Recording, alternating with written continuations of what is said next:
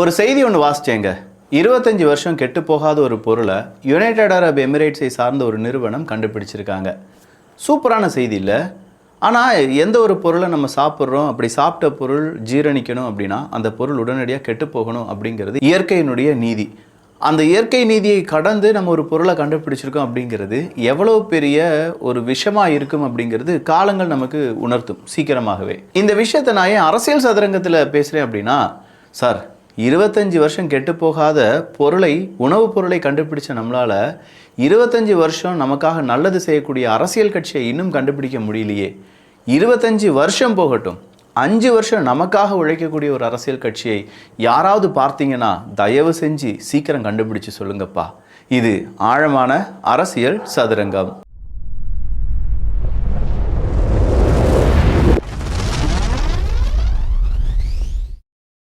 அரசியல் சதுரங்கத்தில் ரொம்ப முக்கியமான செய்தியாக நம்ம பார்க்க வேண்டியது 2 செய்தி. ஒன்று, சீமான் அவர்கள் அந்த பனைமரம் ஏறுனது ட்ரோல் மெட்டீரியலாக மாறி இருக்கு.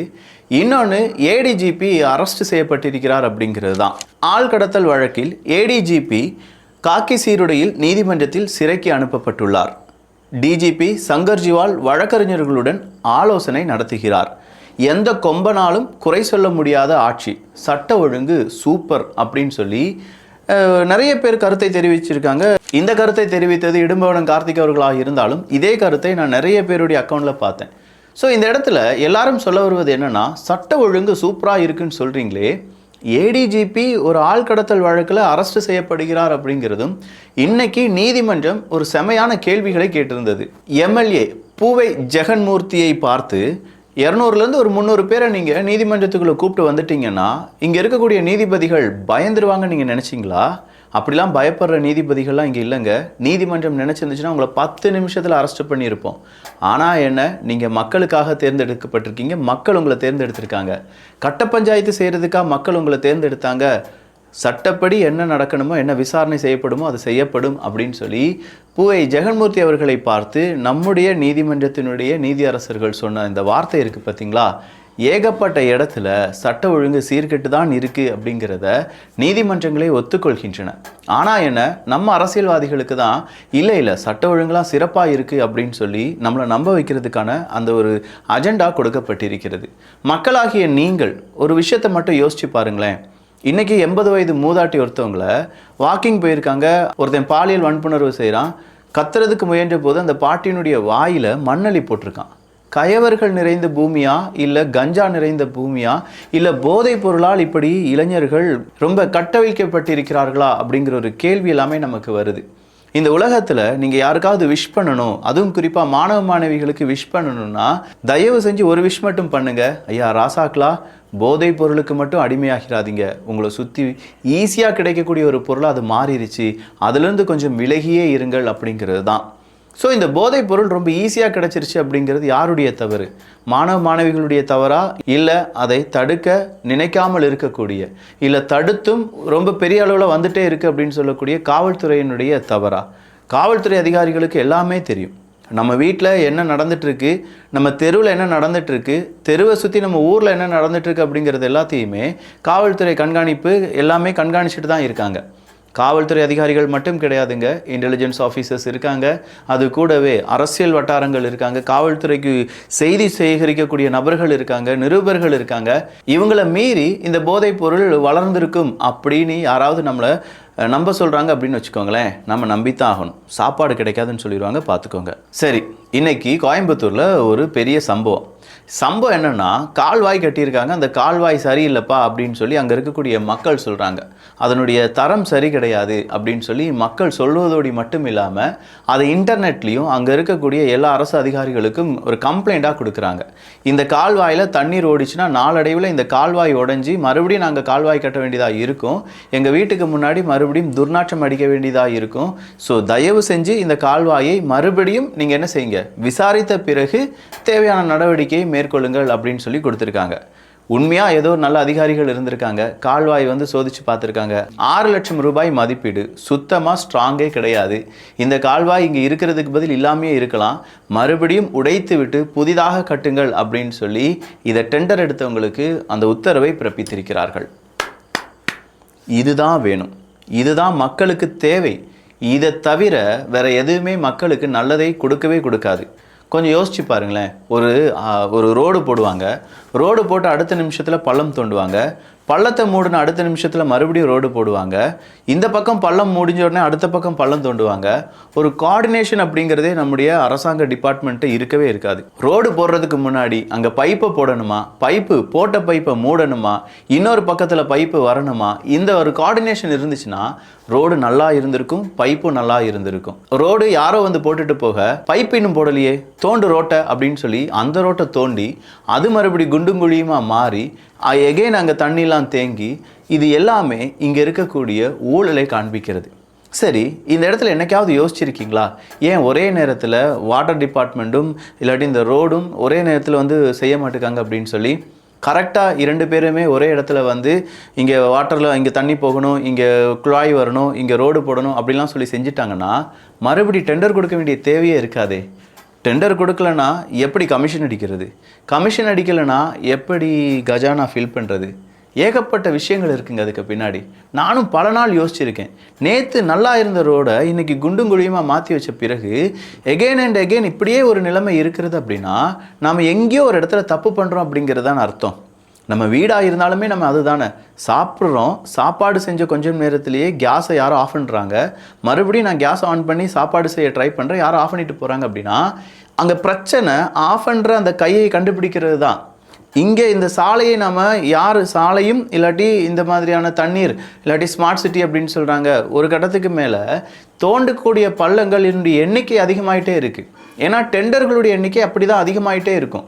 டெண்டர்களுடைய எண்ணிக்கை அதிகமாக அதை சார்ந்து இருக்கக்கூடிய அரசியல்வாதிகள், கமிஷன்கள், அரசு அதிகாரிகளுடைய கமிஷன்கள் அப்படின்னு சொல்லி கம்ப்ளீட்டாக கமிஷனை வச்சு மட்டுமே இங்கே நிறைய விஷயங்கள் எடை போடப்படுகின்றன.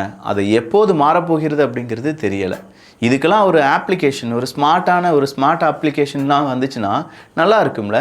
ஆனால் கொண்டு வருவாங்களா அப்படிங்கிறது காலத்துக்கும் நம்முடைய அரசாங்கத்துக்கும் நம்முடைய அரசியல்வாதிகளுக்கு மட்டுமே தெரிந்த உண்மை. அடுத்ததாக திருமாவளவன் அவர்கள் மதசார்பற்ற ஒரு பேரணியை நடத்தினார்ல, ஒரு கூட்டத்தை நடத்தினார். அந்த கூட்டத்தில் எல்லாருமே நீல நிறத்தில் கோட் ஷூட் போட்டுட்டு வாங்க அப்படின்னு சொல்லியிருந்தார். அது சொன்னதுக்கு அவர் காரணம் சொல்கிறார். ஒன்று, காந்தி அவர்கள் மேலாடையே போட மாட்டார், அது அவருடைய தன்மையை காண்பிக்கிறது.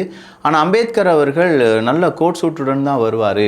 ஏன்னா அப்போ அவருடைய குடும்ப ஏழ்மையாக இருந்தது போதும் அவர் இந்த மாதிரி ஆடை அப்படிங்கிறதுல கோட் சூட் போடணும் அப்படின்னு சொல்லியிருந்தார்.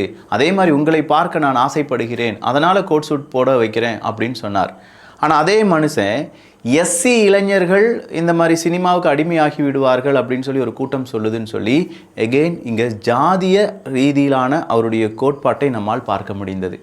ஸோ யாரோ சொன்னாங்க இளைஞர்கள் சினிமாவுக்கு அடிமையாகி விடுவார்கள் அப்படின்னு சொன்னால் அது தலைவர். எஸ்சி இளைஞர்கள் சினிமாவுக்கு அடிமையாகி விடுவார்கள் அப்படின்னு சொல்லி ஒரு குரூப் சொல்லுது. ஆனால் நாம் அப்படி கிடையாது, நம்ம சிறுத்தைகள் அப்படின்னு சொல்லி அந்த எஸ்சி அப்படிங்கிற அந்த இளைஞர்களை மட்டும் ஏன் இந்த மாதிரி ஒரு குற்றத்தை உணர்த்தி, அதாவது குற்றக்காரர்களாக மாற்றி ஒரு கில்ட் ஃபீலிங்கை உருவாக்கி மறுபடி அதுலேருந்து அரசியல் ஆதாயம் தேட பார்க்கிறாரா திருமாவளவன் அவர்கள் அப்படிங்கிற ஒரு கேள்வி வருது. அதே திருமாவளவன் அவர்கள் அதே மேடையில் இன்னொரு வார்த்தையை சொல்கிறார். பைப்பு கம்பியெல்லாம் திருடிட்டு போயிடாதீங்க, பல கிலோ நீங்கள் திருடிட்டு போயிருங்க, பல ஆயிரம் ரூபாய் நாங்கள் கொடுக்க வேண்டியதாக இருக்குது, அந்த கம்பியெல்லாம் அங்கேயே போடுங்க அப்படின்னு சொல்லி. ஸோ அங்கே வரக்கூடிய நபர்களை அவமானப்படுத்தி விட்டாரா திருமாவளவன் அவர்கள் அப்படின்னு சொல்கிற அடுத்த கேள்வி வருது. ஸோ இந்த மாதிரியான ஒரு ட்ரோல் மெட்டீரியலில் திருமாவளவன் அவர்கள் சிக்கி இருக்கும்போது எதிர் திசையில் சீமான் அவர்களும் கல்லிறக்கும் போராட்டம் அப்படின்னு சொல்லி அந்த கல்லிறக்கும் போராட்டத்தை பங்கெடுத்தார். அதில் பனைமரத்தில் ஏணி செட்டப் அப்படிங்கிறது செய்யப்பட்டது. ஒன்று, சாதாரணமாக பனை ஏறக்கூடிய நபர்கள், அது பனைமரம் ஏறக்கூடிய நபர்களை நீங்கள் நேரடியாக பார்த்துருந்தா தான் தெரியும், அவங்க உடம்பு சும்மா கல் மாதிரி இருக்கும். அதில் வந்து சிராய்ப்புகள் அப்படிங்கிறதுலாம் ஏற்படும். பட் இந்த இடத்துல நாமும் பார்த்த போது என்ன இருந்துச்சு பாருங்களேன், ஏணி எவருக்குன்னு கெட்டப்பட்டிருக்கு, இவர் ஏறி அதை கல் எடுக்கிறதுக்கு பதிலாக பேசாமல் யாராவது கல் எடுத்து கீழே கொடுத்துருக்கலாம்ல அப்படிங்கிற மாதிரி இருந்துச்சு. அதன் பிறகு தான் நிறைய பேர் வீடியோ போடுறாங்க. தென் மாவட்டங்களில் இப்போ பனை ஏறுவதற்கு ஆட்கள் அதிகமாக இல்லாத காரணத்தினால் எல்லாருமே இப்படி கட்டி வச்சிடுறாங்க. எப்படி இந்த ஏணி செட்டப் போட்டு கட்டி வச்சிடறாங்க. பனை மரத்தில் ஒரு தோட்டம் இருக்குன்னு வச்சுக்கோங்க, 6 ஏக்கர் தோட்டம் இருக்குது, அதில் ஒரு 60-70 பனை மரம் வச்சுருப்பாங்க. மீதம் இருக்கும் எல்லா இடங்களிலுமே தென்னை மரங்களும் வாழை மரங்களும் போட்டிருப்பாங்கன்னு வச்சுக்கோங்க. ஸோ இந்த 60 பனை மரங்களிலும் அவங்க இந்த ஏணி செட்டப் அப்படிங்கிறத ரெடி பண்ணிடுறாங்களாம். அப்படின்னா அந்த பனை ஏறுவது அப்படிங்கிறது ரொம்ப ஈஸியாக இருக்குது அப்படிங்கிறதுனால தான். இது எல்லா இடங்களிலுமே நடக்கிறது தான். சீமான் அவர்கள் செய்ததுனால இது என்ன ஆகுது, ஒரு ட்ரோல் மெட்டீரியலாக மாறிட்டு இருக்கு அப்படின்னு சொல்லி அதற்கான விளக்கத்தை கொடுத்துருக்காங்க. அடுத்ததாக தமிழிசை சவுந்தரராஜன் அவர்களும் அண்ணாமலை அவர்களுக்கும் இடையே புகச்சல் வந்து விட்டது. இது அமித்ஷா சொன்னாதான் கேட்கணும், அண்ணாமலை சொன்னதெல்லாம் கேட்கக்கூடாதுன்னு சொல்லி தமிழிசை சொன்னது பாஜக இடையே புகச்சல் இருப்பதை நமக்கு காண்பிக்கிறதுன்னு சொல்லி சன் நியூஸ் ஒரு செய்தியை வெளியிடுகிறார்கள். அந்த செய்திக்கு தமிழிசை சவுந்தரராஜன் அவர்கள் மறுப்பை தெரிவிக்கிறார்கள். எங்கள் உட்கட்சியில் நடக்கக்கூடிய சம்பவத்தை ஒரு செய்தியாக வெளியிடக்கூடிய அந்த அருகதை சன் டிவிக்கு கிடையாது. அவங்க பொய்யா பேசுகிறாங்கப்பா, அது எனக்கும் அண்ணாமலை அவர்களுக்கும் எந்த பிரச்சனையும் கிடையாது அப்படின்னு சொல்லி ஒரு விளக்கத்தை இன்னைக்கு தமிழிசை சவுந்தரராஜன் அவர்கள் கொடுக்கிறார்கள். அடுத்ததாக இதே நயனா நாகேந்திரன் அவர்கள் கூறுகிறார்கள், போதிய மருத்துவர்கள் இல்லாத காரணத்தினால் திருப்பூர் மடத்துக்குளம் அரசு மருத்துவமனையில் தூய்மை பணியாளரை சிகிச்சை அளித்த அவலம் நிகழ்ந்துள்ளதாக வெளிவந்துள்ள தகவல் அதிர்ச்சி அளிக்கின்றன. இது உண்மையிலேயே நடந்துச்சு. இதுக்கான வீடியோ வெளியானது. காதில் அடிப்பட்ட ஒரு நபருக்கு சிகிச்சை அளித்தது யார் அப்படின்னு பார்த்தா அங்கே தூய்மை பணியாளராக இருந்தவங்க தான்.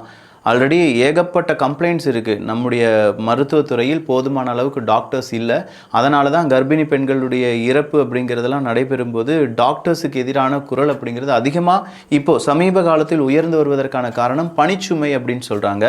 நிறைய இடத்துல டாக்டர்ஸ் இல்லை, இருக்கிற டாக்டர்ஸ் வேறு வேறு ஷிஃப்ட்டுக்கு மாற்றப்படுகிறார்கள் அப்படிங்கிற நிறைய விஷயங்கள் இருக்குது.